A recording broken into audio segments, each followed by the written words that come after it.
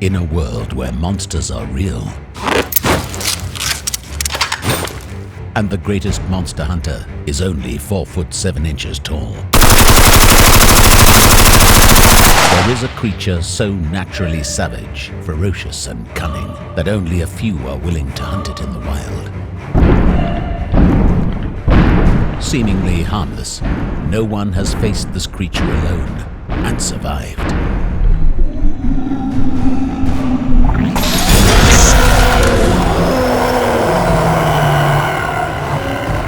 Until now.